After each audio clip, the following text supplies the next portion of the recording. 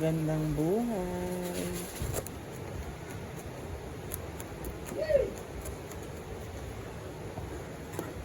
Hindi ka lang ito, pandemic yun. Wala yung mga ano, yung gamaya ka yung parga. Hi.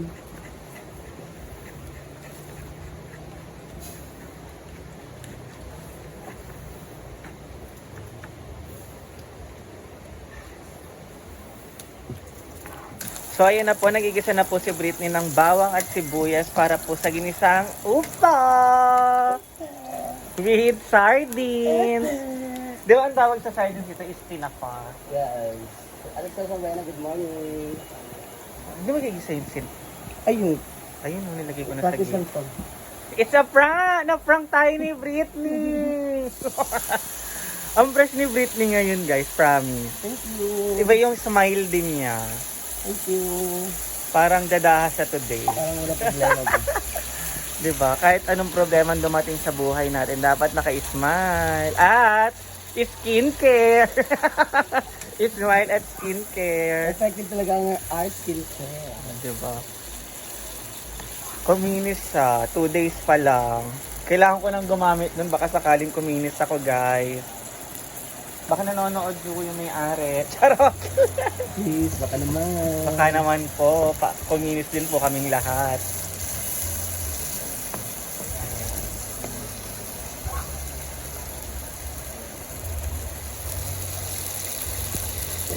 And ilalagay na po. Ito na po, totoo na po itong ilalagay na yung upo.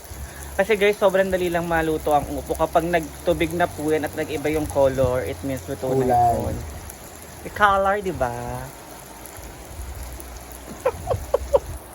The texture of the opo. Ata! Magalit pa kasi ito. Ang bongga kasi sa upo guys, nagtutubig siya and then malasa, tsaka masarap. And lots of upo here. Kung gusto nyo pong magka-upo, punta lang po kayo sa Hinaguan Nature Park. 50 pesos lang po kada pitas. 1 minute lang po. Kapag wala po kayo napitas ng 1 minute, another bayad po ulit na 50 pesos. Ayan, halu-haluin lang po. And then, talagyan niya po yun ng lasa. Ayan. Tatlong sachet po ng betchin. Dapat. Diba? Para Ay, masarap. apat. Apat na sachet na betchin po para masarap. Tapos pagtapos mo kumain, tulog agad. Ayan. Good luck kung gigising ka pa. And also, ano pa? Pepper! I love pepper so much. Lahat mo na yan. Ayan. Para mamaya, kapag kumulo na siya, luto na po siya agad and then magpiprito po siya ng tortang talong. Halo-halo.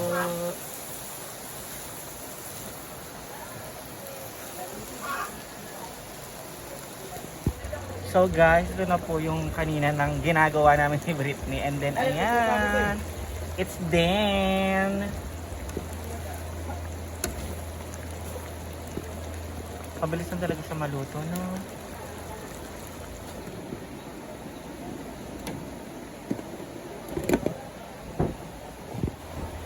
So, ito na po ang kanyang ipipritong tortang talong.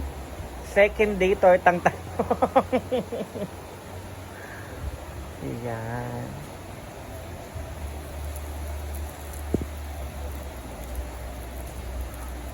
Ay, pulimutin ko. Lagyan ko pala ng star margarine. Okay lang yan. May ketchup naman, so malalasahan din yung ketchup.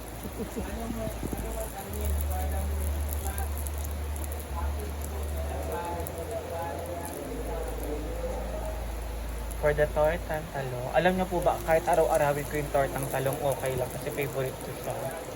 Kahit yung pritong talong, basta talong, mabubuhay ako ng may talong lang sa bahay. Ang dami mo kasi magawa sa talong. True, pwedeng adobong talong, pritong talong, tortang talong, ensalada.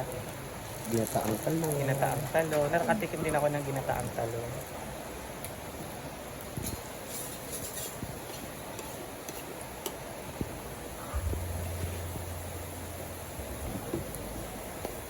Actually, kahit anong gulay, mabubuhay na tayo.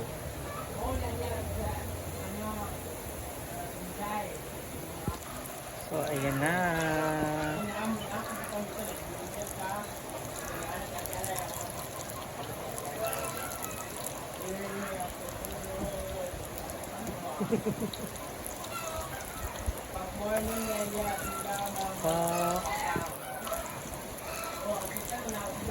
Sama ka at a-dancer ka na.